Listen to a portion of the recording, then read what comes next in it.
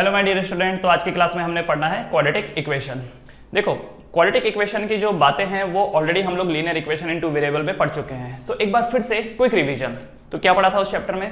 हमने सबसे पहले पढ़ा इक्वेशन क्या होती है। तो इक्वेशन के लिए एक इक्वल टू होना चाहिए, ऐसे एक्सप्रेशन जिनके बीच में इक्वल टू होता है, एक तरफ कम से कम एक अननोन और एक तरफ कम से कम एक कांस्टेंट होता है, तो उसे हम बोलते हैं इक्वेशन। ठीक है। अभी जो इक्वेशन होती है वो तीन टाइप की होती है तो ज्यादा है, पर मेनली हम लोग तीन टाइप की सॉल्व करते हैं: linear equation, quadratic equation and cubical equation. तो लीनियर इक्वेशन कौन? लीनियर इक्वेशन हम उन्हें बोलते हैं जिसमें वेरिएबल का पावर 1 होता है, उसे हम लीनियर इक्वेशन बोलते हैं। क्वाड्रेटिक इक्वेशन कौन? जिसमें वेरिएबल का पावर 2 होता है। एंड क्यूबिकल इक्वेशन कौन? जिसमें वेरिएबल का पावर 3 होता है। ऑलराइट। अब जैसे लीनियर का हमने एग्जांपल लिया था कि x + 2 = 6, ये किसका एग्जांपल हो गया? लीनियर इक्वेशन का। क्वाड्रेटिक इक्वेशन का एग्जांपल हो गया, इसी को मैं स्क्वायर बना देता हूँ, x² + 2 = 6।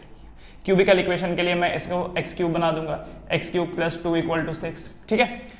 तो हाईएस्ट पावर कितनी होनी चाहिए? 3 होनी चाहिए for the cubical equation. Quadratic के लिए 2 होनी चाहिए एंड लीनियर के लिए 1 होनी चाहिए। ऑलराइट। इसके अलावा हमने और भी कुछ चीजें देखी थी कि जब कभी भी आप लीनियर इक्वेशन को सॉल्व करते हैं, you will get one answer for each x, और अगर y है तो one answer for the y।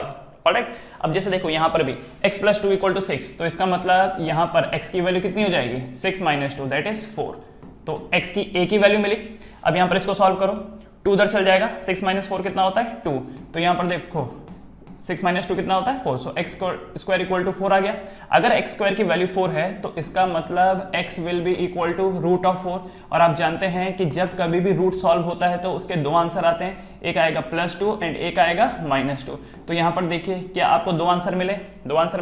Yes. और वही चीज अगर हम लोग क्यूबिकल सॉल्व करते हैं तो क्यूबिकल में हमको 3 आंसर मिलते हैं। ठीक है। कई बार ऐसा भी होता है कि आपको आंसर एक ही मिलेगा। जैसे अगर मैं ये क्यूबिकल वाले को सॉल्व करता हूं, x³ + 2 = 6, तो आप ऐसे में देखो x³ = 6 - 2 that is 4। So x = √4। तो √4 निकालोगे तो एक ही आंसर आएगा। तो ऐसे में आपको लगेगा कि सर आपने तो गलत बता दिया, ये तो एक ही आंसर दे रहा है। आपने तो कहा था क्यूबिकल 3 देगा, क्वाड्रेटिक 2 देगा, लीनियर 1 देगा। पर सर लीनियर का तो ठीक है, कोई प्रॉब्लम नहीं है। कई बार क्वाड्रेटिक 2 की बजाय एक ही आंसर देता है, कभी क्यूबिकल 3 की बजाय एक ही आंसर देता है या 2 आंसर देता है। ऐसा क्यों?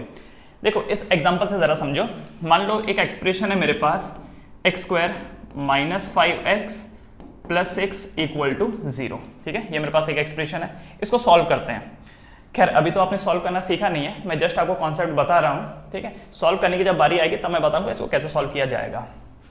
तो इसको हम लोग स्प्लिट द मिडिल टर्म करेंगे, सिखाऊंगा मैं आपको स्प्लिटिंग द मिडिल टर्म कैसे करते हैं। तो 5x को तोड़ देते हैं 3x एंड 2x में, +6 = 0। अब इन दोनों में से मैं कुछ कॉमन लूंगा और इन दोनों में से मैं कुछ कॉमन लूंगा। सो x × x - 3, और यहाँ पे मैं -2 कॉमन लूंगा, अंदर बचेगा x माइनस प्लस का -3 = 0। तो एक ब्रैकेट यहाँ पर बनता है x - 2 का और एक ब्रैकेट यहाँ पर बनता है x - 3 का = 0। तो x - 2 0 है, x - 3 भी 0 है, मतलब x - 2 = 0 एंड x - 3 = 0। तो यहाँ पर x की वैल्यू कितनी निकल के आती है? 2 निकल के आती है, ये एक आंसर है। और यहाँ से -3 उधर चल जाएगा तो +3, सो x = +3। तो 2 आंसर आए, क्योंकि ये एक क्वाड्रेटिक इक्वेशन थी। कैसे पता क्वाड्रेटिक थी? क्योंकि हाईएस्ट पावर कितनी है? 2। तो यहाँ पर 2 आंसर आए, x = 2 एंड x = 3। तो यहाँ पर 2 आंसर मिले।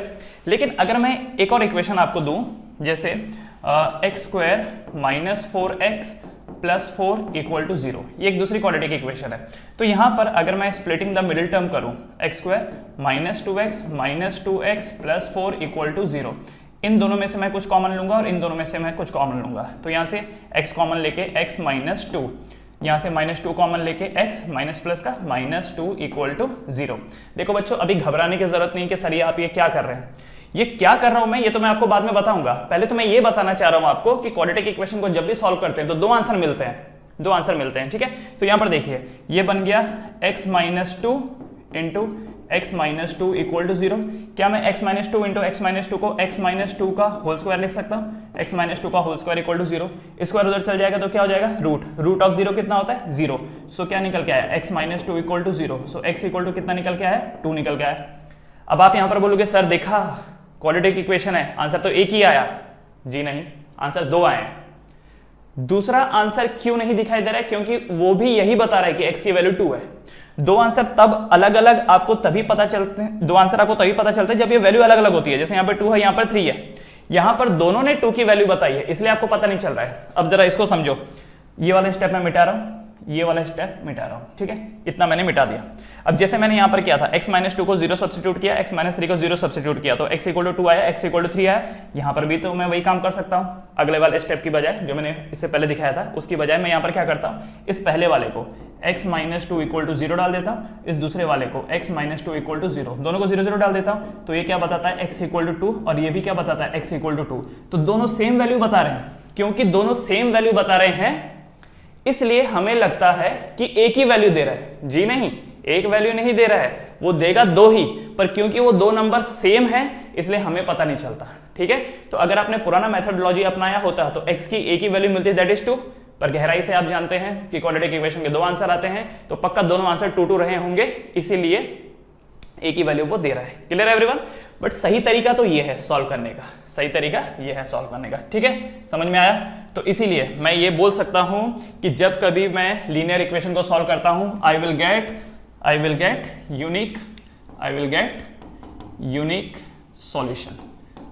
Unique solution. क्वाड्रेटिक इक्वेशन के लिए आपको क्या मिलेगा? 2 सॉल्यूशन, एंड क्यूबिकल के लिए क्या मिलेगा? 3 सॉल्यूशन। तो जैसे कि मैंने यहाँ पर लिख रखा था x equal to cube root of 8, तो सॉरी क्यूब रूट ऑफ 4। तो अगर मैं 4 का क्यूब रूट निकालूंगा तो वो एक ही नंबर आएगा, तो पक्का वो 3 नंबर सेम रहे होंगे, पक्का वो 3 नंबर क्यूब रूट ऑफ 4 रहे होंगे, इसीलिए वो एक ही वैल्यू दे रहा है। अच्छा, एक काम ये करता हूँ मैं, इसको थोड़ा सा चेंज कर देता हूँ, इसको ना सिंप्लीफाई करने के लिए इसको 10 कर देता हूँ। ठीक है, x cube plus 2 equal to 10, इसका मतलब x क्यूब इक्वल टू 8 का क्यूब रूट कितना होता है? x equal to 2। तो यहाँ पर आपको लग रहा होगा कि आंसर एक ही है 2। जी नहीं, 3 आंसर है, x equal to 2, x equal to 2 and x equal to 2। तो 3 आंसर मिलेंगे यहाँ पे, 1 2 3, क्योंकि तीनों के आंसर सेम है। ओहो, ये मैंने 3 क्यों लिख दिया? क्योंकि तीनों के आंसर सेम है, इसीलिए कलेक्टिवली x इक्वल टू 2। अब देखो, क्यूब का मतलब क्या होता है, क्यूबिकल का मतलब क्या होता है? क्यूब पता है ना आपको? क्यूब में क्या होता है? Length, breadth and height. तो मतलब यहाँ पे लेंथ हो गया, ब्रेड्थ हो गया, हाइट हो गया, तीनों सेम है। जबकि क्वाड्रेटिक में क्या होता है? स्क्वायर होता है। स्क्वायर का मतलब क्या हो गया? एरिया में क्या आता है? Length and breadth. तो ये अगर लेंथ है, ये लेंथ रिप्रेजेंट कर रहा है, तो ये क्या रिप्रेजेंट कर रहा है? ब्रेड्थ। और लीनियर मतलब क्या? एक लाइन के पास तो एक ही वैल्यू होती है, तो ये सिंपली क्या रिप्रेजेंट कर रहा है? लेंथ रिप्रेजेंट कर रहा है। ठीक है, तो हर बार ऐसा थोड़ी होता है 2D फिगर में, हर बार लेंथ और ब्रेड्थ सेम थोड़ी होता है। ठीक है, हर बार क्यूबिकल में या क्यूब देखो, क्यूब में तो तीनों बराबर होता है, लेंथ, ब्रेड्थ एंड हाइट, लेकिन अगर क्यूबॉइड बोले तो लेंथ अलग, ब्रेड्थ अलग और हाइट अलग। तो आपके पास दोनों केसेस मौजूद हैं। हो सकता है L, B, H तीनों के तीनों वैल्यू सेम रखते हो सकता है तीनों के तीनों अलग रखते हो सकता है L एंड B सेम हो पर H अलग हो। ठीक है, सिमिलरली क्वाड्रेटिक इक्वेशंस में या स्क्वायर में हो सकता है लेंथ एंड ब्रेड्थ सेम हो तो वो स्क्वायर कहलाएगा, बट अगर लेंथ अलग हुआ, ब्रेड्थ अलग होगा तो रेक्टेंगल कहलाएगा, बट एरिया का फॉर्मूला तो L इंटू बी ही आएगा। ठीक है, ऑलराइट, तो ये समझ में आया? Linear equation, unique solution, quadratic equation 2 solution and cubical equation 3 solution. ठीक है, चलो बढ़ते हैं आगे। उसके बाद अगली जो चीज हमने पढ़ी वो ये पढ़ी थी कि लीनियर इक्वेशन का जनरल फॉर्म होता है ax plus by plus c equal to 0। ठीक है, क्या ये दिखाई दे रहा है? कलर चेंज करूं? चलो कलर चेंज करता हूं इसका। तो लीनियर इक्वेशन का जनरल फॉर्म क्या होता है? ax plus by plus c equal to 0। तो यहां पर ये लीनियर इक्वेशन इन 2 वेरिएबल का है। ठीक है, x के कोफिशिएंट को क्या बोलते हैं? a, y के कोफिशिएंट को b, और जो बचेगा वो c। क्वाड्रेटिक इक्वेशन का जनरल फॉर्म होता है ax square plus bx plus c equal to 0। ये क्वाड्रेटिक इक्वेशन का जनरल फॉर्म है, ax square plus bx plus c equal to 0। And cubical का ax cube plus bx square plus cx plus d equal to 0। तो this is the general form of a cubical equation. ठीक है, अब क्योंकि हम लोग quadratic equation की बात कर रहे हैं तो इसीलिए ज्यादा फोकस हमारा किस में रहेगा, क्वाड्रेटिक इक्वेशन में। अब इस क्वेश्चन को देखो जरा, x² - 5x + 6 = 0। इसमें मुझे बताओ a b c क्या है, इसके लिए मुझे बताओ a b c क्या है।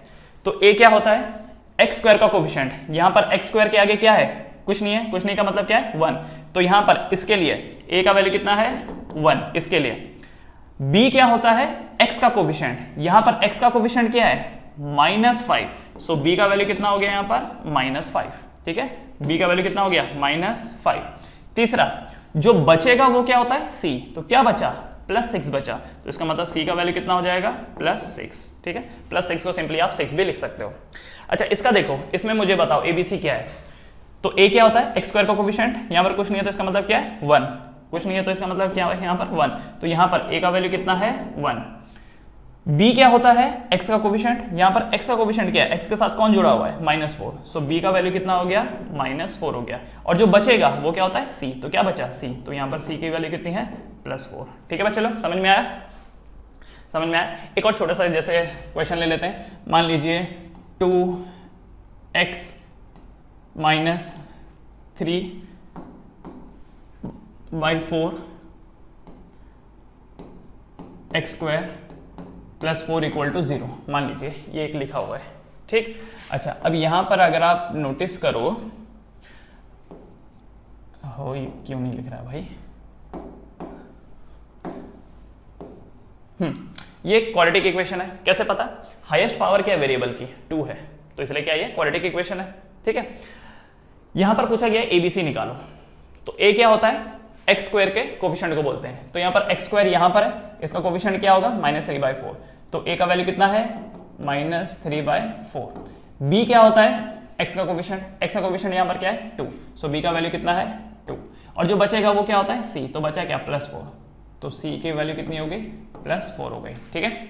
हालांकि ये आपने स्टैंडर्ड फॉर्म में नहीं लिखा, कोई बोले कि इसको स्टैंडर्ड फॉर्म में लिखो, तो स्टैंडर्ड फॉर्म क्या बोलता है x² वाली टर्म आगे होनी चाहिए, उसके बाद x वाली टर्म, और उसके बाद जो बचा हुआ उसको लिखेंगे। तो अगर मैं इसको स्टैंडर्ड फॉर्म में लिखूंगा तो मैं इसे ऐसे लिखूंगा -3/4 x² + 2x + 4 = 0, +4 = 0, ठीक है बच्चे लोग, समझ में आया। तो एक बार फिर से क्वाड्रेटिक इक्वेशन का जनरल फॉर्म क्या होता है ax² + bx + c = 0, ठीक है। आगे चल करके एक टर्म आप पढ़ोगे जिसे हम लोग बोलते हैं solution of quadratic equation, solution of quadratic equation, quadratic equation का सॉल्यूशन। इस सॉल्यूशन की बजाय कोई ये भी बोल सकता है जीरोस, ठीक है, जीरोस ऑफ क्वाड्रेटिक इक्वेशन, ठीक है, या फिर कई बार इसको रूट भी बोला जा सकता है, root of a quadratic equation, तीनों का मतलब सेम है, कोई रूट बोले, जीरो बोले, सॉल्यूशन बोले, ठीक है। अब सॉल्यूशन का मतलब क्या हो गया, जैसे मैं ये पिछले वाले ही क्वेश्चन ले लेता हूं, x² - 5x + 6 = 0, ये मेरे पास क्वेश्चन है x² - 5x + 6 = 0, ठीक है। अब यहां पर देखो ये x है, x का मतलब क्या होता है अननोन वेरिएबल है, तो x की कुछ भी वैल्यू आप डाल सकते हो, 1 2 3 4 5 जो आपका मन करे डालो। तो अगर मैं यहां पर x की वैल्यू 1 डालता हूं तो ये क्या देगा, तो ये बन जाएगा 1², ये बन जाएगा 1² - 5 × 1 + 6, तो कितनी वैल्यू देगा ये, so this is equal to 6 और 1 7, 7 में से 5 गया तो कितना बचता है 2, क्या 2 0 के बराबर है, is 2 = 0, no 2 is not equal to 0, therefore मैं ये बोल सकता हूं कि x = 1 is not the solution of x² - 5x + 6 = 0, क्योंकि मैंने इस इक्वेशन में जब x की वैल्यू 1 डाली तो मुझे ये आंसर 0 नहीं मिला, मुझे ये आंसर 0 नहीं मिला, तो इसलिए x = 1 is not the solution of this equation, इस इक्वेशन का सॉल्यूशन x = 1 नहीं है। क्यों नहीं है, क्योंकि x की वैल्यू जब 1 डाली गई तो ये एक्सप्रेशन 0 नहीं हुआ, क्योंकि कहा गया था कि ये एक्सप्रेशन 0 होना चाहिए, पर ये 0 नहीं हुआ, क्योंकि इसमें जब वैल्यू डाली तो आंसर हमारा 2 आया, आंसर हमारा क्या है 2 आया, सो this is not the solution, ठीक है। अब हम इसमें x की वैल्यू 2 डालेंगे, तो 2 क्या हो जाएगा 2² - 5 × 2 + 6, तो कितना बन जाता है ये, 2 का स्क्वायर होता है 4, साइड में लिख देता हूं, 2 का स्क्वायर होता है 4, 4 में 6 ऐड करेंगे तो कितना आ जाता है 10, एंड ये कितना हो जाता है 5 2 10, तो 10 - 10 0, क्या 0 इज इक्वल टू 0, यस, तो क्या x = 2 is the solution for this equation, yes, so x = 0 is the solution, ठीक है। x इक्वल टू 3 एक बार डाल के देख लेते हैं, तो ये क्या हो जाएगा 3 square minus 5 into 3 plus 6 equal to कितना बन गया, ये साइड में कर लेते हैं। 3 का स्क्वायर कितना होता है 9, 5 का स्क्वायर कितना होता है 15, तो माइनस 15 और ये 6, तो 6 और 6 12, 13 14 15, तो ये है प्लस 15 और ये है माइनस 15, जीरो हो जाएगा, यस जीरो। क्या zero is equal to zero, yes. इसका मतलब x इक्वल टू 3 भी इसका सॉल्यूशन है, x इक्वल टू 3 भी इसका सॉल्यूशन है। एक और देख लेते हैं लास्ट, x इक्वल टू 4, तो ये क्या हो जाएगा 4 square minus 5 into 4 plus 6 equal to कितना बनता है ये 4 का स्क्वायर होता है 16 में ये 6 प्लस कर दो, तो 6 और 6 12, 1 और 1 2, तो ये हो गया 22, ये हो गया 22 और ये 5 4 से कितना होता है 20 माइनस 20। क्या 22 एंड माइनस 20 कैंसिल हो सकता है, नहीं। आंसर कितना रह जाएगा 2। क्या 2 इज इक्वल टू 0, जी नहीं। इसलिए x equal to 4 is not the solution, x equal to 4 इसका सॉल्यूशन नहीं है, ठीक है। तो ऐसे नंबर जो क्वाड्रेटिक इक्वेशन में हम डालने के बाद हमको 0 मिल जाए, ऐसे नंबर जिसको क्वाड्रेटिक इक्वेशन में डालने के बाद हमको आंसर 0 मिले, वही क्वाड्रेटिक इक्वेशन का सॉल्यूशन होता है, वही क्वाड्रेटिक इक्वेशन का सॉल्यूशन होता है। इन्हीं को ही हम लोग जीरोस भी बोलते हैं। क्यों जीरो बोलते हैं, क्योंकि इन्होंने ही क्वाड्रेटिक इक्वेशन को जीरो बना दिया। क्या x इक्वल टू 1 ने 0 बनाया था क्या, नहीं, इसने तो 2 बनाया। क्या x इक्वल टू 4 ने 0 बनाया क्या, नहीं, इसने भी 2 बनाया। तो 1 and 4 are not the zeros, क्योंकि इन्होंने क्वाड्रेटिक इक्वेशन को 0 नहीं बना सके, क्योंकि ये क्वाड्रेटिक इक्वेशन को 0 नहीं बना सके। बट 2 एंड 3 इन दोनों ने क्वाड्रेटिक इक्वेशन को क्या बना दिया, 0 बना दिया। इसीलिए इन्हीं को ही सॉल्यूशन कहा जाएगा, इन्हीं को ही 0 कहा जाएगा और इन्हीं को ही रूट कहा जाएगा। तो कल के दिन आप एग्जाम में बैठे हो, आपको बोला गया है find the root of this quadratic equation, तो आपको ऐसा नंबर ढूंढना है जो उस क्वाड्रेटिक इक्वेशन को 0 कर दे, तो वही उसका रूट होगा। या बोला जाए कि find the zeros of the quadratic equation, तो इसका मतलब वही नंबर जो क्वाड्रेटिक इक्वेशन को 0 कर दे। या फिर बोला जाएगा find the root of the quadratic equation, तो वही ऐसा नंबर जो उस क्वाड्रेटिक इक्वेशन को 0 कर दे। तो तीनों का मतलब सेम है, ठीक है, तीनों का मतलब सेम है, root, zeros and solution of the quadratic equation. Clear everyone. एक और क्वेश्चन जैसे हमने देखा था थोड़ी देर पहले, x square minus 4x plus 4 equal to 0। मुझे बताओ एक ऐसा नंबर जो इनको 0 कर दे। अगर मैं x की वैल्यू 0 पुट कर देता हूँ, मान लो x की वैल्यू 0 पुट कर देता हूँ, तो ये 0 हो जाएगा, ये 0 हो जाएगा, रह जाएगा 4। क्या 4 0 के बराबर है, नहीं है। इसका मतलब x equal to 0 is not the root of this equation. दूसरा, अगर मैं x की वैल्यू पुट करूँ तो क्या हो जाएगा, 1 स्क्वायर माइनस 4 इंटू 1 प्लस 4, कितना बना ये, प्लस 4 से माइनस 4 कैंसिल, बचेगा 1। क्या 1 इज इक्वल टू 0, जी नहीं, इसलिए ये भी नहीं है। x इक्वल टू 2 पुट करता हूँ, तो 2 का मतलब क्या हो जाएगा, 2 स्क्वायर माइनस 4 इंटू 2 प्लस 4, कितना बन जाता है ये, 2 का स्क्वायर होता है 4, ठीक है, 2 का स्क्वायर कितना हो गया 4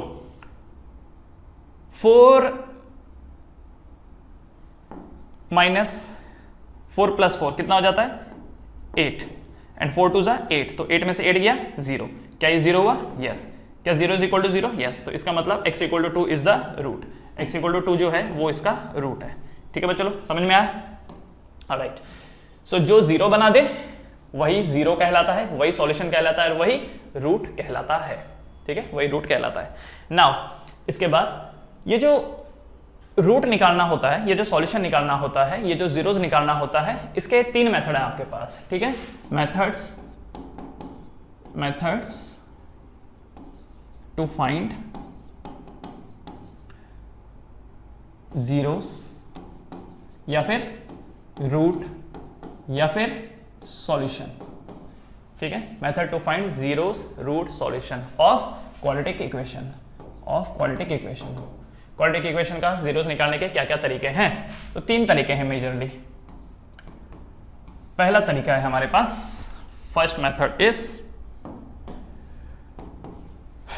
splitting the middle term, splitting the middle term, splitting the middle term, middle term को स्प्लिट करना, ठीक है, स्प्लिटिंग द मिडल टर्म। दूसरा तरीका फॉर्मूला मेथड,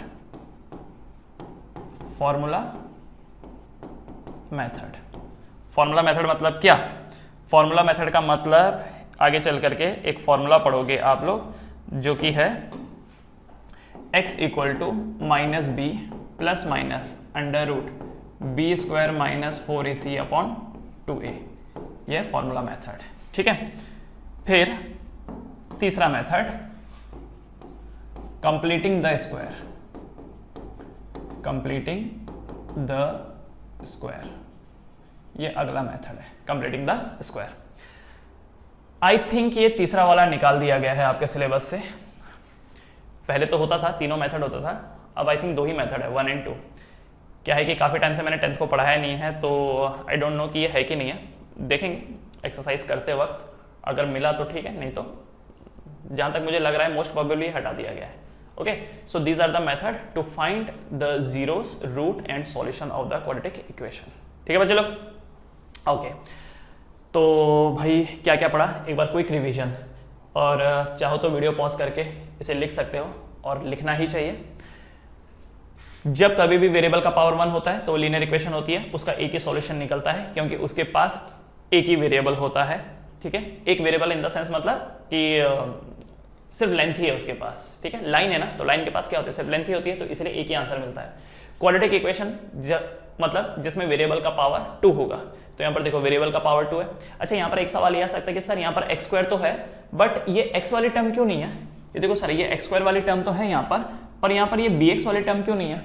भाई वो तो सामने वाले के ऊपर डिपेंडेंट है ना, वो हो सकता है दे, हो सकता है नहीं दे। जरूरी थोड़ी कि हर एक के पास ये हो, जैसे इसके पास -5x था, इसके पास -4x है, जरूरी थोड़ी इसके पास भी हो भी सकता है, नहीं भी हो सकता है। इंपॉर्टेंट चीज क्या है, क्या हाईएस्ट पावर 2 है कि नहीं है, तो हाईएस्ट पावर 2 है। क्योंकि हाईएस्ट पावर 2 है तो इसलिए इसके जो आंसर निकलेंगे वो 2 निकलेंगे, एक लेंथ का काम करेगा और एक ब्रेड्थ का काम करेगा। तीसरा क्यूबिकल इक्वेशन, क्यूब में 3 साइड होती है, लेंथ, ब्रेड्थ एंड हाइट, तो क्यूबिकल इक्वेशन में जो हाईएस्ट पावर होती है वो 3 होती है, इसलिए 3 आंसर निकलते हैं, एक लेंथ रिप्रेजेंट करता है, एक ब्रेड्थ रिप्रेजेंट करता है और एक हाइट रिप्रेजेंट करता है। अगर तीनों अलग अलग होंगे तो आपको 3 आंसर मिलेंगे, पर अगर 3 की बजाय एक ही आंसर मिल रहा है तो इसका मतलब लेंथ भी वही रही होगी, ब्रेड्थ भी वही रहेगी और हाइट भी वही रही होगी। ठीक है, ऑलराइट। उसके बाद जो लीनियर इक्वेशन होता है उसमें यूनिक सॉल्यूशन, क्वाड्रेटिक इक्वेशन में 2 सॉल्यूशन एंड क्यूबिकल में 3 solution. General formula of the linear equation is ax + by + c = 0, quadratic का ax² + bx + c = 0 and cubicle में ax³ + bx² + cx + d = 0। ठीक है बच्चे लोग, तो वीडियो पॉज करके क्विकली इसको लिख लो। 3, 2, 1 गो, बढ़ते हैं आगे। दूसरा जो हमने यहां पर देखा, रूट कहो या जीरोस कहो या सॉल्यूशन ऑफ क्वाड्रेटिक इक्वेशन कहो, तो ये वो नंबर होते हैं जिसको क्वाड्रेटिक इक्वेशन में डालते ही वो पूरा का पूरा आंसर आपको 0 मिल जाता है। तो आप देखोगे कि कोई ना कोई नंबर तो जरूर होगा जो किसी भी क्वाड्रेटिक इक्वेशन को 0 कर दे। ठीक है, और वो जो नंबर होंगे वो कंफर्म 2 होंगे, जैसे यहाँ पर x = 2 है एंड x = 3 है, क्योंकि क्वाड्रेटिक इक्वेशन के 2 सॉल्यूशन होते हैं तो वो 2 नंबर होंगे। लेकिन कई बार ऐसा होता है कि वो जो दोनों नंबर होते हैं उनकी वैल्यू सेम होती है, इस वजह से वो एक ही आंसर आपको देता है। पर याद रखना कि हैं वो अलग अलग नंबर, पर क्योंकि सेम है इसलिए हम अलग अलग लिखने के बजाय एक ही उसमें लिख देते हैं। ठीक है, जैसे मैंने आपको यहाँ पर बताया था ना, ये वाला केस, ये भी बोलता है कि 2 है, लेंथ भी 2 है, ये क्या बताता है कि लेंथ 2 है, और ये क्या बताता है, ब्रेड्थ 2 है। तो लेंथ भी 2 है, ब्रेड्थ भी 2 है, तो 2 बार क्यों बताएं, इसलिए हम सिंपली क्या बोल देते हैं कि जो यहाँ पर वैल्यू है वो 2 है। ठीक है, पर होना तो आंसर 2 ही है। ठीक है, ये हो गया, ये समझ में आया। तो जो 0 बना दे क्वाड्रेटिक इक्वेशन को वही रूट कहलाता है, वही जीरोस कहलाता है, वही उसका सॉल्यूशन कहलाता है। वीडियो पॉज करके इसको भी फटाफट आप लिख सकते हैं। 3, 2, 1 गो, बढ़ते हैं आगे। क्वाड्रेटिक इक्वेशन को सॉल्व करने के 3 मेथड हैं, splitting the middle term, formula method and completing the square method. तो क्विकली इसको भी लिख लीजिए, क्योंकि आगे चल करके जब हम सॉल्व करेंगे तो इन्हीं मेथडोलॉजीज का इस्तेमाल करेंगे। 3, 2, 1 गो, बढ़ते हैं आगे। Now coming to the exercise पे आते हैं। Check whether the following are the quadratic equation, check करो कि क्या ये क्वाड्रेटिक इक्वेशन है कि नहीं है। तो क्वाड्रेटिक इक्वेशन के लिए आपको क्या देखना है कि जो हाईएस्ट पावर है वेरिएबल की वो 2 होनी चाहिए। अगर आपको हाईएस्ट पावर 2 मिली तो कंफर्म कर दो कि ये क्वाड्रेटिक इक्वेशन है। लेकिन अगर 2 के अलावा मान लो 3 मिल गई या 4 मिल गई, क्वाड्रेटिक इक्वेशन नहीं है। अगर हाईएस्ट पावर आपको 1 ही मिल रही है तो वो लीनियर है, क्वाड्रेटिक नहीं है। तो जैसे इसको चेक करते हैं, लेफ्ट साइड क्या है, x + 2 का होल स्क्वायर, सॉरी x + 1 का होल स्क्वायर, ओपन करो लेफ्ट हैंड साइड को, तो ये क्या हो जाएगा a², देखो a + b होल स्क्वायर का लॉजिक लगेगा, a² + 2ab + b², b² मतलब 1 का स्क्वायर, 1 का स्क्वायर 1 ही होता है, इक्वल टू 2x - 3 2 = 6। अब इन सबको लेफ्ट साइड में ले चलो, तो जब आप 2x को इधर ले चलोगे तो ये +2x और ये -2x कैंसिल हो जाएगा। -6 जब इधर आ जाएगा तो क्या हो जाएगा +6, तो +6 जब 1 के साथ जुड़ेगा तो क्या हो जाएगा 7। सो x² + 7 = 0। अब ये देखो क्या यहाँ पर वेरिएबल की हाईएस्ट पावर 2 आ रही है, आ रही है, तो इसीलिए हम बोल सकते हैं कि ये एक क्वाड्रेटिक इक्वेशन है। This is a quadratic equation, ठीक है। वेरिएबल की हाईएस्ट पावर क्या आ रही है, 2 आ रही है, ये क्वाड्रेटिक इक्वेशन है। भले ही यहाँ पर बीच में वो x वाली टर्म ना हो, कोई फर्क नहीं पड़ता है, हाईएस्ट पावर वेरिएबल की क्या देखनी है, 2 होनी चाहिए। दूसरा इसको देखो, x² - 2x equal to -2 into 3 - x, ठीक है। लेफ्ट साइड तो वही है, x² - 2x equal to -2 into 3 कितना होता है, -x, -2 इंटू -x क्या होगा, माइनस माइनस का प्लस हो जाएगा 2x, ठीक है। अब इन सबको इधर लेके जाओ, 2x जब इधर आ जाएगा तो -2x हो जाएगा, तो -2x और ये -2x कितना हो जाएगा, -4x, -x इधर जाएगा तो +x इक्वल टू 0। अब जरा यहाँ पर ध्यान देखो, क्या वेरिएबल की हाईएस्ट पावर 2 आ रही है, आपको क्या देखना होता है, हाईएस्ट पावर, और याद रखना हाईएस्ट पावर को ही डिग्री बोला जाता है। तो कई बार हो सकता है मैं डिग्री बोलूं या बोल सकता हूं हाईएस्ट पावर, तो यहाँ पर वेरिएबल की हाईएस्ट पावर क्या है, 2 है, तो क्या ये क्वाड्रेटिक इक्वेशन है, definitely it is a quadratic equation, ठीक है। तो इसी तरीके से आपको आगे के जो क्वेश्चन है उनको भी सॉल्व करना है। डन, 3 2 1 गो। देखो जब भी मैं एक्सप्लेन कर रहा होता हूं उस टाइम पे आप सुनिए, और लिखने की जो बारी आएगी वैसे तो मैं मौका देता हूं कि वीडियो पॉज करो और लिख लो, लेकिन अगर बाई चांस ऐसा हो गया कि मैं आगे भाग गया तो क्या करना है, वीडियो को पीछे ले लो। लेकिन याद रखना समझते वक्त सिर्फ समझना ही हो, ये ध्यान रखो। अक्सर गलती क्या होती है, हम लिखने के चक्कर में ना सुनना बंद कर देते हैं। बंद क्या कर देते हैं, मतलब कि उतना दिमाग में घुसता नहीं है, क्योंकि आधा दिमाग आपका लिखने में लगा हुआ है और बाकी आधे दिमाग से अगर आप सुनोगे तो कई सारे कॉन्सेप्ट छूट जाते हैं। तो इसलिए याद रखो सुनना पहले है, क्योंकि एग्जाम में आप दिमाग लेके जाओगे, वो नोटबुक नहीं। दोनों काम जरूरी है, लिखना भी जरूरी है, लेकिन एक समय होता है, हर चीज का एक समय होता है, दोनों को कभी मिक्स मत करना, ठीक है। सुनते वक्त सिर्फ सुनो और समझो, हो जाएगा वो, उसके बाद लिखो, और जब लिखोगे तो देख के मत लिखना फिर, क्योंकि समझ लिया ना, अब देख के नहीं लिखना है, अब क्या करना है, खुद से लिखना है। कहीं पर अटके तो बोर्ड देखना है। तो जब आप ये वाला मेथोडोलॉजी अपनाओगे तो आपका जो कॉन्सेप्ट है वो बहुत मजबूत हो जाएगा, क्योंकि दोनों काम हो गए, समझने का समझना हो गया और जो लिखने का काम था उसमें सेल्फ प्रैक्टिस भी हो गई। क्लियर, ठीक है। वीडियो पॉज करो, लिखो इसको, 3 2 1 गो। पढ़ते हैं आगे। अगला क्वेश्चन जैसे ये x - 2 इंटू x + 1। तो देखो जब कभी भी ऐसा एक्सप्रेशन होता है तो क्या करना होता है, -2 के ऊपर हाथ रखो, देखो -2 के ऊपर हाथ रखो, x एक बार x + 1 से मल्टीप्लाई हो जाएगा, ठीक है। ये वाला जो x है, ये जो यहाँ पर x है, ये x एक बार x + 1 से मल्टीप्लाई हो जाएगा, फिर एक बार इस 2 का नंबर आएगा, ये वाला जो 2 है ये इसका नंबर आएगा, -2 into x + 1। Similarly right hand side भी वही करेंगे, ये वाला x जो है एक बार इस पूरे के साथ मल्टीप्लाई हो जाएगा, x + 3, एंड फिर एक बार ये -1 मल्टीप्लाई हो जाएगा x + 3 के साथ। तो ब्रैकेट ओपन करो, x इंटू एक्स क्या हो जाएगा, x² plus x into 1 x, -2 into x 2x, -2 + 1 -2 equal to x into x x² plus x into 3 3x, 1 into x -x, minus minus plus, 3 1 = 3, ठीक है। अब सेम टर्म, अब सबको इधर लेके चलो, तो देखो क्या हो जाएगा, x² plus x -2x -2, x² जब इधर आएगा क्या होगा, -x² प्लस 3x इधर आएगा तो -3x, -x इधर आएगा तो +x प्लस 3 इधर आएगा तो -3 इक्वल टू 0। क्या x² से x² कैंसिल, क्योंकि ये प्लस था और ये माइनस था, और कुछ कैंसिल हो सकता है। देखो x - 2x कितना हो जाएगा, -x जब -3x के साथ जुड़ेगा तो क्या होगा, -4x, -4x जब x के साथ जुड़ेगा तो -3x, ठीक है। तो ये क्या आया, -3x। अब ये जो -2 है ये -3 के साथ जुड़ेगा तो क्या आ जाएगा, -5 इक्वल टू 0। अब जरा इस एक्सप्रेशन में देखो, क्या यहाँ पर आपको x² मिल रहा है, क्या यहाँ पर आपको x² मिल रहा है, x² का मतलब वेरिएबल के पावर जो है हाईएस्ट पावर 2 मिल रही है यहाँ पर, क्या यहाँ पर वेरिएबल का हाईएस्ट पावर 2 है, नहीं, हाईएस्ट पावर तो 1 ही है, तो क्या ये क्वाड्रेटिक इक्वेशन है, this is not a quadratic equation, ठीक है, ये क्वाड्रेटिक इक्वेशन नहीं है। ऑलराइट, सिमिलरली ये वाला क्वेश्चन देखो, अगेन यहाँ पर जब आप इस x को कंसिडर करोगे तो ये ब्रैकेट में लिखोगे 2x + 1, उसके बाद फिर ये -3 का नंबर आएगा, -3 इंटू 2x + 1, और जो ये राइट साइड है ये तो ठीक है, चलो ऐसा का ऐसा ही है, x into x + 5।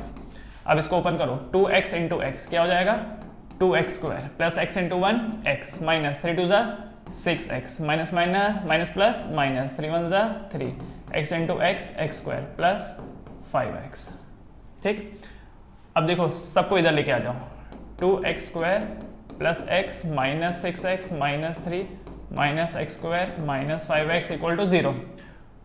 2x square में से x स्क्वायर गया तो कितना बचता है x square, x minus 6x minus 5x और ये माइनस 5x माइनस 10x, बचा क्या -3 इक्वल टू 0।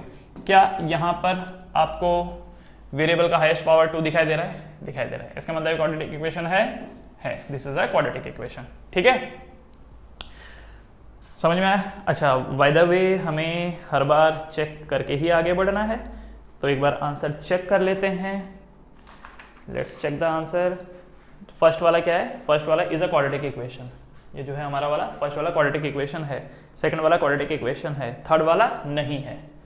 थर्ड वाला नहीं है। फोर्थ वाला है। ठीक है, चलो बढ़ते हैं आगे। 3 2 1 गो, बढ़ेंगे। उसके बाद ये वाला हो जाएगा, ये हो जाएगा। पहले 2x को कंसिडर करो, x माइनस 3 से मल्टीप्लाई करो। 2x जो है x माइनस 3 से मल्टीप्लाई हो जाएगा, फिर -1 का नंबर आएगा, फिर -1 x माइनस 3 के साथ मल्टीप्लाई हो जाएगा, इक्वल टू ये जो x है ये x माइनस 1 के साथ मल्टीप्लाई होगा, फिर ये +5 x माइनस 1 के साथ मल्टीप्लाई होगा। ठीक है, उसके बाद करना क्या है? सबको खोलो, लेफ्ट साइड में लेके जाओ, जो कर सकता है उसको कट करो। क्लियर? तो ये हो जाएगा, कर लेना इसको। अच्छा, ये वाला देखो जरा, इसको 6th वाले को। हाँ, एक काम करता हूँ, इसको यहीं लिखता हूँ। ये क्या था? x square plus 3x plus 1 equal to x minus 2 का होल स्क्वायर। ठीक, तो ये देखो x square plus 3x plus 1, ये तो ऐसा का ऐसा ही है। a minus B whole square क्या होगा? a square minus 2ab। तो 2 तो फॉर्मूले में आता है 2, a है x और b है 2, तो 2ab मतलब 4x प्लस 2 का स्क्वायर कितना हो जाता है? 4। उसके बाद क्या होगा? सबको लेफ्ट हैंड साइड में ले जाओ लो। X square plus 3x plus 1 minus x square minus 4x क्या हो जाएगा? प्लस 4x प्लस 4 का -4 equal to 0। Plus x square से minus x square cancel, 3x plus 4x 7x। ठीक है, प्लस 1 -4, तो -3 इक्वल टू 0। अब जरा मुझे बताओ, क्या यहाँ पर वेरिएबल के ऊपर हाईएस्ट पावर 1 है? नहीं है, तो क्या क्वाड्रेटिक इक्वेशन है? This is not a quadratic equation. ठीक है, this is not a quadratic equation. तो पांचवा एंड छठवां, पांचवा क्या था? अच्छा, पांचवा तो किया ही नहीं है, वो आप लोग कर लेना। छठवां नहीं है, is not a quadratic equation. अच्छा, अगर ये क्वाड्रेटिक इक्वेशन नहीं है तो क्या है? अगर ये क्वाड्रेटिक इक्वेशन नहीं है तो क्या है? लीनियर इक्वेशन है, क्योंकि हाईएस्ट पावर 1 है ना, तो लीनियर इक्वेशन है। ठीक है, बढ़ेंगे आगे। सेम वही करना, a प्लस बी का होल क्यूब यहां पर लगाओगे। सिमिलरली इसको भी आप एक्सपेंड करोगे, तो चेक करना क्या है, वही काम यहाँ पर भी होगा। राइट साइड में a minus B whole cube लगाओगे, एक्सपेंड करो, जो कट सकता है कट करो और चेक करो। ठीक है, अब इतना तो कर ही सकते हो आप लोग। तो इसको करना है, बिना किए आगे नहीं बढ़ना है, करना है, आंसर चेक करो और फिर आगे बढ़ो। ठीक है, डू नॉट एस्केप। चलो बढ़ते हैं आगे। Now next is word problem. Word problem, तो वर्ड प्रॉब्लम क्या बोलता है? Represent the following situation in the form of quadratic equation. ये जो सिचुएशन है इसको क्वाड्रेटिक इक्वेशन के फॉर्म में आपको लिखना है। The area of a rectangular plot is 528 metre square. Okay, देखो जरा, ये एक रेक्टेंगुलर प्लॉट है। रेक्टेंगुलर प्लॉट में क्या होगा? ये लेंथ होगी और ये ब्रेड्थ होगा, राइट? लेंथ होगा और ये ब्रेड्थ होगा। तो आपसे क्या बोल रखा है यहाँ पर कि द एरिया, आपसे बोल रखा है the area of a rectangular plot. Area क्या होता है? Length into breadth. So area of a rectangular plot is 528, तो इसका मतलब लेंथ इंटू ब्रेड्थ इज 528। ये एक बात हो गई। दूसरा, the length of the plot is 1 more than twice its breadth. ठीक है, क्या बोल रखा है? The length of the plot, plot की जो लेंथ है इज 1 मोर देन, ठीक है, लेंथ की जो प्लॉट की जो लेंथ है वो 1 मोर देन मतलब एक ज्यादा है। प्लॉट की जो लेंथ है वो 1 मोर देन मतलब एक ज्यादा है, देन ट्वाइस इट्स ब्रेड्थ, एक ज्यादा है ट्वाइस ऑफ ब्रेड्थ से। ठीक है, समझो क्या बोल रखा है? The length of the plot is 1 more than twice of the breadth. Length is 1 more than twice of the breadth. जैसा मैं आपसे बोलूं, I have 1 more chocolate than you, I have 1 more chocolate than you. तो अगर आपके पास chocolate x है तो उसमें एक ज्यादा, उसमें एक प्लस करोगे तो उतना चॉकलेट मेरे पास है, ठीक है, तो इसलिए यहां पर +1 हो जाएगा। अब जैसे कि आपको पता है जब कभी भी 2 अननोन होते हैं तो सॉल्व करने के लिए कितनी इक्वेशन चाहिए होती है? 2। याद है ना, लीनियर इक्वेशन में मैंने बताया था, एक अननोन एक equation, 2 unknown 2 equation, 3 unknown 3 equation. तो यहां पर देखो 2 अननोन है, एक लेंथ है और एक ब्रेड्थ है, 2 अननोन है और 2 इक्वेशन है, क्या ये सॉल्व हो जाएगा? डेफिनेटली सॉल्व हो जाएगा। अब आपको सॉल्व करना आता है या नहीं आता वो अलग बात है, पर ये सॉल्व हो जाएगा। कई बार ऐसा होता है कि अननोन 2 दिए हुए हैं और इक्वेशन एक ही दी हुई है, अब लगे हुए पूरे दिन भर कि इसका आंसर आएगा, कभी नहीं आएगा, क्योंकि अगर 2 अननोन है इक्वेशन एक है तो आंसर कभी नहीं आएगा, ठीक है। तो जितने अननोन होते हैं कम से कम उतनी इक्वेशन आपको चाहिए होती है।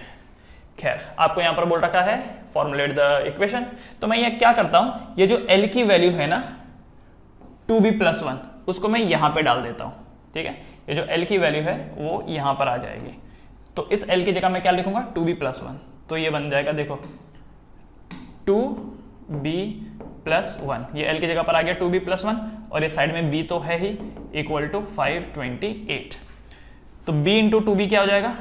2b² प्लस b इंटू 1 क्या हो जाएगा? b equal to 528। सो ये बन जाएगा 2b² plus b minus 528 equal to 0। So this is my quadratic equation, ये मेरा क्वाड्रेटिक इक्वेशन है, ठीक है, समझ में आया?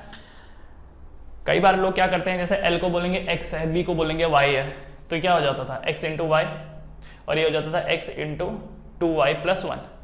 तो नाम में क्या रखा है, जैसे मैंने आपको बोला आप नाम x लिखो, y लिखो, z लिखो, p q r ये सब लिखो, क्या फर्क पड़ता है उससे? हाँ, बट abc मत लिखना। क्यों? क्योंकि abc हमने रिजर्व कर रखा है, किसके लिए? x² के कोफिशिएंट को दिखाने के लिए a, x के कोफिशिएंट को दिखाने के लिए b और जो बाकी बचा होगा वो c, ठीक है, वो रिजर्व कर रखा है। जैसे आप किसी भी रेस्टोरेंट में जाते हो, बैठने को कहीं भी बैठ सकते हो, पर 2-4 सीटें ऐसी होती हैं जो रिजर्व छोड़ी हुई होती है, तो उनका भी कहना होता है कि इनको छोड़ दो, इन सीटों को छोड़ दो, बाकी जगह आप ऑक्यूपाई कर लो। तो यहाँ पर भी वैसा ही है, ABC को छोड़ दो, ठीक है, ABC को छोड़ दो, बाकी आप वेरिएबल के नाम पे कुछ भी लिखो, x y z p q r l m n जो भी है, ठीक है, हो गया ये। चलिए इसको कॉपी कर लीजिए फटाफट। खैर यहाँ पर सॉल्व करने के लिए नहीं बोला है, सिर्फ बोला है कि फॉर्मुलेट करो। मेरे हिसाब से फॉर्मुलेशन वाला पार्ट एकदम लास्ट में होना चाहिए था, ताकि फॉर्मुलेट करने के बाद सॉल्व भी करो, ठीक है। तो आपको करना क्या है, जब ये चैप्टर पूरा हो जाएगा तो वापस स्टार्टिंग में फिर से आना है, और जो ये छूट गए थे, जिनको बोला गया था कि सिर्फ फॉर्मुलेट करो, फिर उनको फर्दर आपको सॉल्व भी करना है, प्रैक्टिस के लिए, ठीक है। जरूरी थोड़ी कि जितना क्वेश्चन ने बोला उतना ही करो, उससे ज्यादा भी कर लो, इसमें आगे नहीं बोला है कि सॉल्व करो, पर अगर तुमको आता है तो इसको भी सॉल्व करो प्रैक्टिस के लिए। अगला question, the product of 2 consecutive positive integer, the product of 2 consecutive positive integer. Okay, consecutive का मतलब क्या होता है? कंसेक्यूटिव का मतलब एक के बाद है, जैसे 1 के बाद कौन आता है? 2 आता है, 2 के बाद कौन आता है? 3 आता है, 3 के बाद कौन आता है? 4 आता है। जैसे मैं आपसे बोलूं कि 15 का कंसेक्यूटिव इंटीजर कौन है, तो 15 के बाद कौन आता है? 16, तो 15 का कंसेक्यूटिव इंटीजर कौन है? 16। या अगर कोई बोले सर 14 भी तो है, ये भी तो कंसेक्यूटिव है, यस, तो एक ज्यादा भी हो सकता है और एक कम भी हो सकता है कंसेक्यूटिव, ठीक है। 15 का कंसेक्यूटिव 16 भी हो सकता है और 14 भी हो सकता है, क्योंकि एक का फर्क होना चाहिए, तो एक तो 16 में भी आ सकता है और एक का फर्क 14 में भी है, ठीक है। तो जस्ट आजू बाजू वाले। तो क्या मैं ये बोल सकता हूं कि अगर एक नंबर n है तो दूसरा नंबर n+1 होगा कंसेक्यूटिव। अच्छा मुझे बताओ, क्या 15 का कंसेक्यूटिव 17 है क्या? क्या 15 का कंसेक्यूटिव 17 है क्या? जी नहीं है। क्यों? क्योंकि 2 का फर्क है। 15 के बाद सीधा 17 थोड़ी आता है, 15 के बाद पहले 16 आएगा फिर 17 आएगा, ठीक है। सो this is not the consecutive. तो इसीलिए कंसेक्यूटिव इंटीजर को कैसे रिप्रेजेंट करते हैं कि अगर एक नंबर n है तो दूसरा n+1 है, या फिर अगर एक नंबर n-1 है तो दूसरा नंबर फिर n होगा। आपकी मर्जी, आप इन दोनों का कॉम्बिनेशन ले सकते हो या फिर आप इन दोनों का कॉम्बिनेशन ले सकते हो, जो भी आपकी मर्जी है। तो कंसेक्यूटिव एक n-1 और एक n भी हो सकता है, या फिर एक n एंड n+1 भी हो सकता है, ठीक है। कई बार ऐसा भी बोला जाता है consecutive even integers, consecutive even. अगर इवन की बात किया जा रहा है तो इवन में क्या होता है, एक नंबर अगर n है तो अगला जो कंसेक्यूटिव आएगा वो क्या आएगा? n+2 आएगा, ये याद रखना। और जो n से पहला रहा होगा वो क्या होगा? n-2, क्योंकि क्या बोला गया? इवन बोला गया। जैसे एग्जांपल के लिए एक नंबर है 14, 14 के बाद अगला इवन नंबर कौन है? क्या 15 है? नहीं। 16 है? यस। तो 14 के बाद क्या आता है? 16। तो इवन के लिए आपको 2 जंप करना पड़ता है। तो पहला अगर n है तो दूसरा n+2, पहला 14 है तो अगला क्या होगा? 14+2 दैट इज 16, और इसके पहला वाला क्या रहा होगा? 14 - 2 दैट इज 12। ठीक है, तो ये याद रखना कि वो इवन बोल रहा है, ऑड बोल रहा है, सॉरी इवन बोल रहा है या नॉर्मली पॉजिटिव इंटीजर बोल रहा है। दूसरा, ये तो मैंने किसका बताया? ये मैंने बताया इवन का। अगर ऑड होता तो ऑड भी तो वही है ना, ऑड भी तो 2 की जंपिंग पे आता है। तो एक अगर ऑड के बारे में बोल रखा है, एक n है तो दूसरा क्या हो जाएगा? n+2। जैसे मान लो 15 ऑड नंबर है, 15 के बाद अगला जो ऑड नंबर आएगा वो कैसा आएगा? 2 जंप करने के बाद ही आएगा, क्योंकि अगर 15 के बाद आपने 16 लिख दिया तो वो तो इवन नंबर है, तो इसका मतलब अगला क्या रहा होगा? 17। तो 15 में 2 प्लस करोगे तो 17 आएगा। इसका पहला वाला क्या रहा होगा? n-2, तो मतलब 13। तो 13 फिर 15 फिर 17। ठीक है, सो इवन हो या ऑड हो लॉजिक वही है, n+2 n-2। और अगर नॉर्मली नंबर बोला गया है, नॉर्मली जैसे यहाँ पर पॉजिटिव इंटीजर, तो n+1, या फिर अगर पहला वाला देख रहे हो तो n-1। ठीक है, अच्छा ये सब मैं क्यों बता रहा हूं आपको? जरूरी नहीं है कि एग्जाम हर बार आपको एग्जाम में यही मिले, पॉजिटिव इंटीजर जरूरी नहीं है, हो सकता है इवन भी दे दे ऑड भी दे दे, तो पता हमको रहना चाहिए। ठीक है, चलो ये मैं मिटा देता हूं, अगर लगे तो वीडियो पॉज करके इसको लिख लेना, वरना मैं मिटा देता हूं। ठीक है, तो चलो अब समझते हैं इसको क्या बोल रखा है यहाँ पे।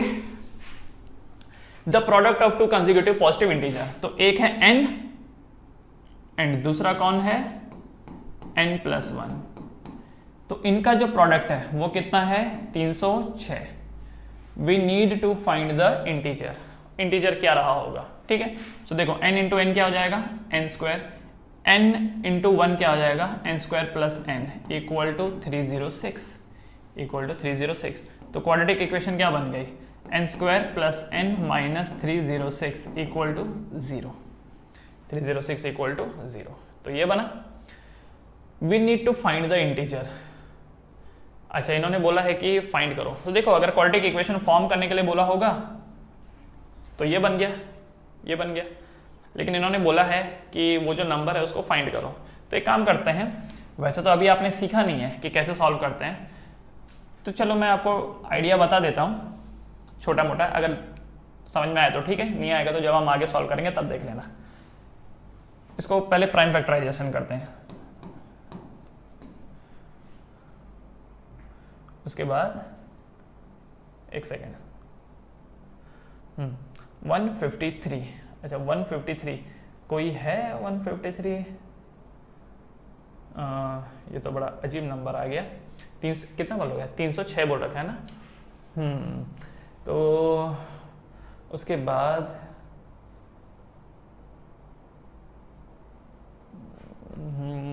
153 कौन सा नंबर हो सकता है? क्या ये 7 है?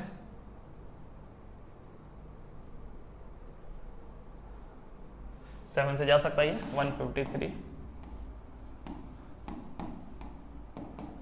नहीं, 7 से भी नहीं जाता है। उसके बाद और क्या हो सकता है? 7 8 नहीं, 9 से जा सकता है? 10 11 12 13 14 15 हाँ जा सकता है। तो एक ये 9 ज़ा हो जाएगा, 17 ज़ा, फिर अगला क्या हो जाएगा? 17 1 ज़ा। तो ये इसके प्राइम फैक्टर आ गए। ठीक है, this is the prime factor. So मैं इसको कैसे लिख सकता हूँ? देखो ज़रा, दिस इज n², 9 2 ज़ा कितना होता है? 18, n² plus 18n minus 17n minus 306 equal to 0। किया क्या मैंने? इस बीच वाली टर्म को स्प्लिट किया। कैसे स्प्लिट किया? क्या मैं n को 18n माइनस 17n लिख सकता हूँ? तो 18n माइनस 17n कितना हो जाएगा? n। और 18 एंड माइनस 17 का मल्टीपल क्या 306 होता है? होता है। अब इन दोनों में से कुछ कॉमन लिया जाएगा और इन दोनों में से कुछ कॉमन लिया जाएगा। यहाँ पर मैं n कॉमन ले लेता हूँ, क्या बचेगा? n plus 18। यहाँ पर 17 कॉमन ले लेता हूँ, तो अंदर क्या बचेगा? Minus minus plus 18 equal to 0। So एक नंबर हो जाएगा n एंड माइनस 17, तो n माइनस 17, और एक नंबर हो जाएगा n प्लस 18 इक्वल टू 0। तो यहाँ से मिलेगा अपने को n माइनस 17 इक्वल टू 0 और यहाँ से n plus 18 equal to 0। So एक नंबर हो जाएगा n इक्वल टू 17 एंड दूसरा नंबर हो जाएगा n इक्वल टू -18। -18 हमारा आंसर हो नहीं सकता क्योंकि क्या बोला गया था, पॉजिटिव इंटीजर। ये कोई पॉजिटिव इंटीजर तो है नहीं, तो इसका मतलब वो जो नंबर है वो क्या रहा होगा, 17 रहा होगा। वो जो नंबर है वो 17 रहा होगा, ठीक है। सो एक नंबर है 17 एंड दूसरा नंबर क्या हो जाएगा, 17 + 1, ठीक है, दैट इज 18। तो 17 इंटू 18 का मल्टीपल करोगे तो 306 आता है। और क्या 17 के बाद अगला नंबर 18 ही आता है, आता है, ठीक है। So the number is 17 and 18। तो क्या लिखोगे लास्ट में solution, so the integer is 17 and 18, ठीक है, लिख सकते हैं ना वो लास्ट में statement, therefore the number is, therefore the integer is 17 and 18, ठीक है। चलिए तो एक बार आंसर चेक करेंगे क्योंकि बच्चों बिना चेक किए आगे नहीं बढ़ना है। ओके मैंने खामोखाम सॉल्व कर दिया क्योंकि इसमें सॉल्व करने को नहीं बोला था, पर ये क्यों लिखा था, we need to find the integer. उससे अच्छा ये लिख देते, फॉर्म द क्वाड्रेटिक इक्वेशन। वैसे तो बोल रखा था उन्होंने, खैर अब क्या करें, जाने दो, छोड़ो, सॉल्व भी कर दिया हमने। डन, बढ़े आगे, आगे बढ़ते हैं। Rohan's mother is 26 year old, older than him. The product of their age 3 year from now will be 360. Okay देखो ये जो एज प्रॉब्लम है ये हमने लीनियर में भी किया था और उस वक्त भी मैंने आपको एक चीज बताई थी कि क्या करना है। सबसे पहले कैरेक्टर देखो कौन है, एक रोहन है और उसकी मदर है, ठीक है, दिस इज रोहन एंड ये है उसकी मदर। फिर क्या लिखोगे यहाँ पर, प्रेजेंट एज, प्रेजेंट एज। मान लेते हैं रोहन की प्रेजेंट एज r है और मदर की प्रेजेंट एज m है, मान लेते हैं। आप चाहो तो x और y भी लिख सकते हो। तो रोहन की प्रेजेंट एज r है, मदर की प्रेजेंट एज m है। अब क्या बोल रखा है, ठीक है आगे बढ़ते हैं। The product of their age in year 3 year from now, अच्छा 3 साल बाद, ठीक है, 3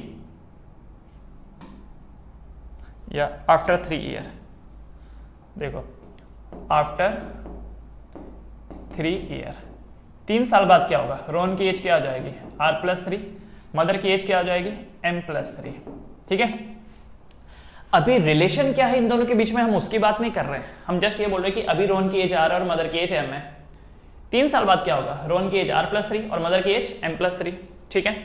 क्या रिलेशन है उसकी बात नहीं कर रहे हैं, रिलेशन क्या है वो अब पढ़ेंगे। ये हो गया, Rohan mother is 26 year older than him, तो ये आज की बात हो रही है, इसका मतलब हम ये उठाएंगे, ठीक।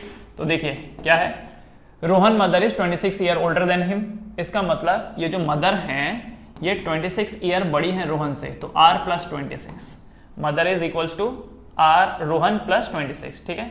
मदर की जो एज है वो रोहन से 26 ज्यादा है, सो m इक्वल टू r+26, क्योंकि अभी के हिसाब से बात कर रहे हैं। The product of their age 3 year from now, मतलब अब इसकी बात हो रही है 3 साल बाद की।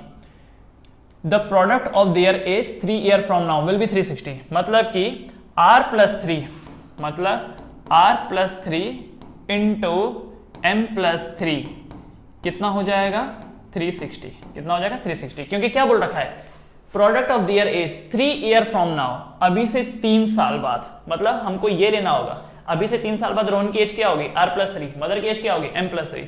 तो 3 साल बाद जो रोहन की एज है और जो मदर की एज है उन दोनों का मल्टीपल कितना है, 360, ठीक है। तो ये मेरे पास 2 इक्वेशन है, इक्वेशन 1 एंड इक्वेशन 2, 2 इक्वेशन है, 2 अननोन है, क्या सॉल्व हो जाएंगे, हो जाएंगे, ठीक है।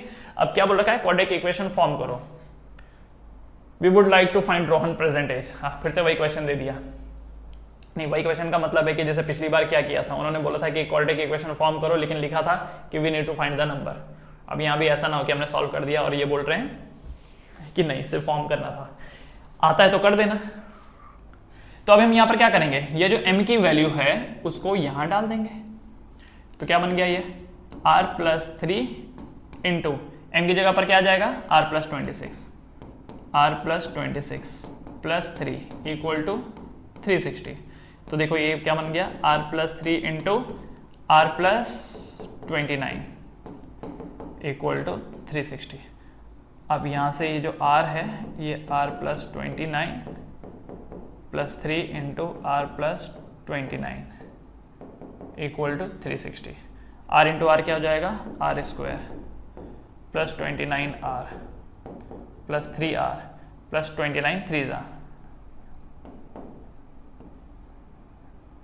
87 इक्वल टू 360।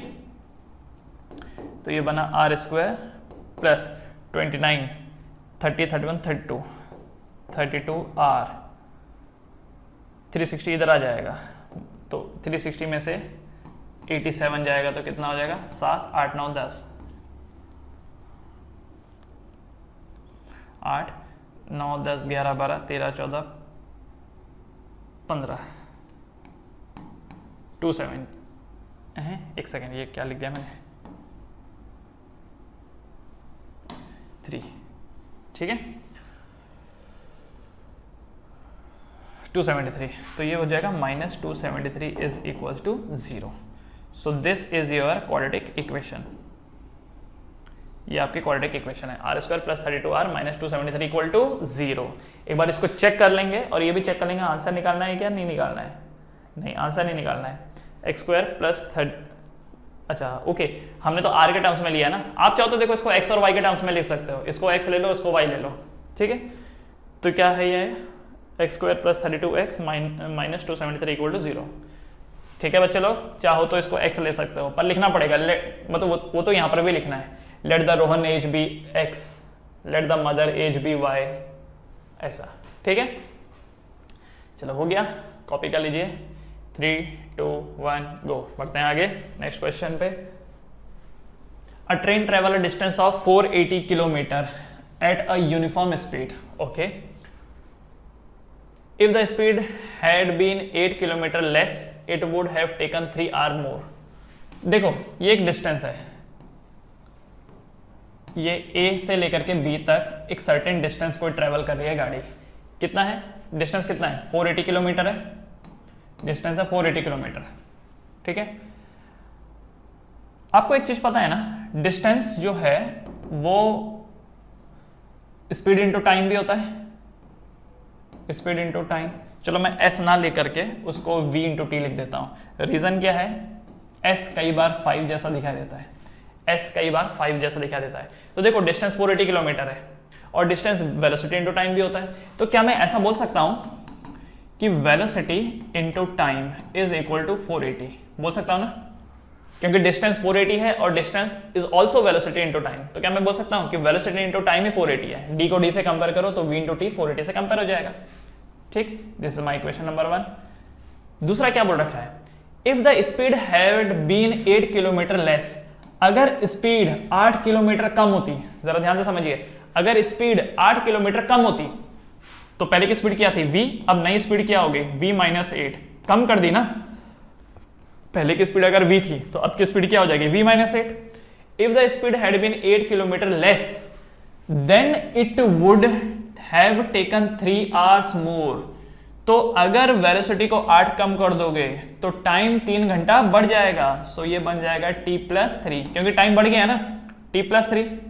पर जो डिस्टेंस है 480 वो तो वही रहेगा।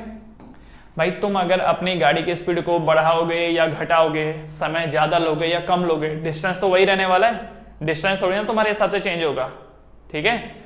तो इसीलिए डिस्टेंस अभी भी कितनी है 480 है, और वैसे भी लिखा है to cover the same distance, to cover the same distance, ठीक है। ये मेरी इक्वेशन नंबर 2 हो गई, इक्वेशन नंबर 2 हो गई। बस अब बोल रखा है क्वाड्रेटिक इक्वेशन बनाओ, तो क्या कर सकता हूं मैं यहां पर, तो मेरे पास एक ऑप्शन ये है, इस पहले वाले में v equal to 480 upon t लिख दो। v इक्वल टू क्या हो जाएगा 480 अपॉन टी, तो v की जगह पर क्या डाल दोगे, v की जगह पर 480 अपॉन टी डाल दोगे, ठीक है। बस उतना कर देना। या एक और ऑप्शन आपके पास ये है कि इसको चलो एक्सपेंड कर दो, तो ये हो जाएगा v into t plus 3 minus 8 into t plus 3 equal to 480। तो सॉल्व करेंगे, ये क्या बन जाता है v t plus 3v minus 8t minus 24 equal to 480। अब ये जो vt है, इस vt की जगह ये वाला vt डाल सकते हैं जिसकी वैल्यू कितनी है 480, तो इस vt की जगह क्या आ जाएगा 480 प्लस 3, एक second, vt plus 3v minus 8t minus plus minus 8 into 3 24 equal to 480। So ये 480 plus 3v minus 8t minus 24 equal to 480, ये हो गया। तो 480 से ये 480 हो जाएगा कैंसिल, तो 3v minus 8t minus 24 equal to 0। तो ये तो भाई कोई क्वाड्रेटिक इक्वेशन बनी ही नहीं, ठीक है, ये जो है ये कोई क्वाड्रेटिक इक्वेशन तो बनी नहीं। तो हमको तो क्वाड्रेटिक इक्वेशन चाहिए, तो मतलब कि ऐसा नहीं करेंगे, इसको हटा देता हूँ। चलो मैं यहाँ पे लिख देता हूँ, देखो कंपैरिजन यहाँ पर कर देता हूँ। मैंने यहाँ पर क्या किया, वीटी को सब्स्टिट्यूट किया। वीटी को सब्स्टिट्यूट करने के बजाय मैं अगर v इक्वल टू 480/t करता तो शायद ज़्यादा बेटर होता वो, ठीक है। बाकी सब सही है, ठीक है। एक काम करते हैं, देखो v को मैं क्या लिख देता हूँ 480/t। v को मैं क्या लिख रहा हूँ 480/t। तो ये जो v है इसकी जगह पर क्या आ जाएगा 480/t minus 8 into t plus 3 equal to 480। t पहले इधर मल्टीप्लाई हो जाएगा, तो 480 minus 8t upon t into t plus 3 equal to 480, ये बन गया। अब ये जो है, ये तो जो t प्लस 3 है वो तो ओवरऑल मल्टीप्लाई ही हो रहा है ना, तो ये t उधर चल जाएगा। So 480 minus 8t into t plus 3 equal to 480 into t. So देखो ये क्या बना 480 ब्रैकेट में t plus 3 minus 8t into t plus 3 equal to 480t। तो देखो ये क्या बन जाएगा 480t प्लस 480 इंटू 3। अच्छा 480 इंटू 3 कितना होता है,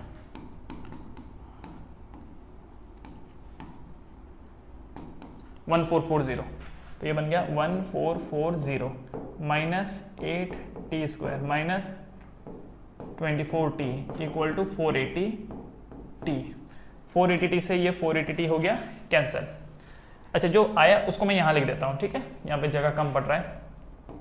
माइनस 24t नहीं, पहले ये वाला लिखेंगे, ये वाली term minus 8t² minus 24t plus 1440 equal to 0।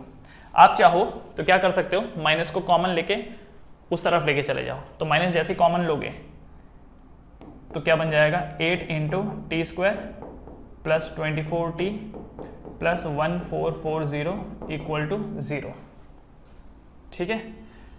उसके बाद क्या होगा, यहाँ पर माइनस उधर चल जाएगा तो माइनस हो जाएगा खत्म। ये जो माइनस है उस तरफ चल जाएगा तो माइनस हो जाएगा खत्म, ठीक। तो क्या बचा, अगेन जगह कम पड़ रही है तो यहाँ पे मैं लिख देता हूँ, जगह कम पड़ रही है यहाँ लिख देता हूँ मैं। क्या मैं सबसे 8 कॉमन ले सकता हूँ, अंदर क्या बच जाएगा t² plus 3t plus 8 common ले लेते हैं। तो 1440 में से अगर 8 कर देंगे तो 9 10 11 12 13 14 180 प्लस 180 इक्वल टू 0। सो 8 उधर 0 से साथ डिवाइड हो जाएगा तो 0 हो जाएगा, तो t² plus 3t plus 180 equal to 0। ये देखिए ये आ गई quadratic equation, this is your quadratic equation, ठीक है। ये क्या बन गया क्वाड्रेटिक इक्वेशन। अब आपके मन में एक सवाल आएगा, सर ये जो बीच का हमने किया ये क्या चक्कर था, ये यहाँ पर ये क्या हुआ। बच्चों यहाँ पर हुआ क्या कि जब मैंने v इंटू टी को 480 सब्स्टिट्यूट किया, यहाँ पर v इंटू टी को 480 सब्स्टिट्यूट किया, तो उसकी वजह से हुआ क्या कि ये जो क्वाड्रेटिक इक्वेशन है ये तैयार नहीं हो पाया। ये जो क्वाड्रेटिक इक्वेशन है ये तैयार नहीं हो पाया क्योंकि हमें तो क्वाड्रेटिक इक्वेशन लानी थी ना। तो ये वाला जो मेथोडोलॉजी है ये आपको एग्जाम में फॉलो नहीं करना है, ठीक है, क्योंकि इसमें क्या हो रहा है, इसमें स्क्वायर नहीं आ रहा है। बट जबकि मैंने जब ये किया था v इक्वल टू 480/t, तो ऐसे करके सॉल्व करने पर क्वाड्रेटिक इक्वेशन बन रहा है, ठीक है। देखो सॉल्व करने के कई सारे मेथोडोलॉजी हैं, तो किसी में होता है किसी में नहीं होता है, लेकिन ये आपको पहले से पता होना चाहिए कि मुझे क्या करना है और क्या नहीं करना है, और वो तभी होगा जब किसी एक क्वेश्चन को आप मल्टीपल वे में करेंगे। इसलिए लीनियर इक्वेशन को सॉल्व करते वक्त भी मैंने आपसे कहा था कि एक ही क्वेश्चन पकड़ो, कभी x को सब्स्टिट्यूट करो, कभी y को सब्स्टिट्यूट करो, कभी ऊपर वाले इक्वेशन का x सब्स्टिट्यूट करो, कभी नीचे वाले का x सब्स्टिट्यूट करो, कभी इसका y कभी इसका y, ठीक है। मल्टीपल तरीके से करो तो समझ में आ जाएगा आपको, ठीक है, समझ गए। तो जल्दी से इसे लिख लीजिए, एक बार चेक कर लेते हैं कि जो इक्वेशन है क्या वो यही बन रही है। द इक्वेशन इज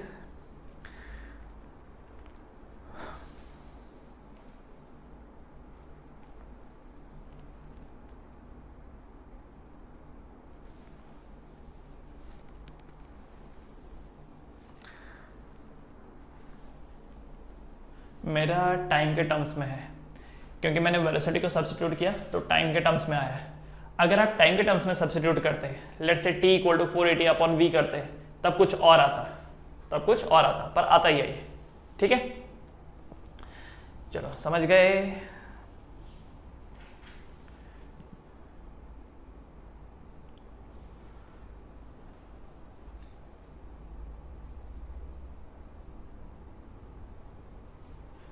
बढ़े आगे, हो गया, लिख लीजिए इसको। चलो बढ़ते हैं आगे नेक्स्ट उस पर। याद रखना मैंने क्या किया था यहाँ पर, v इक्वल टू 480/t। आप चाहो तो यहाँ पर क्या कर सकते थे, t इक्वल टू 480/v। आप यहाँ पर चाहो तो t को सब्स्टिट्यूट कर सकते थे या तो v को सब्स्टिट्यूट कर सकते थे, ठीक है।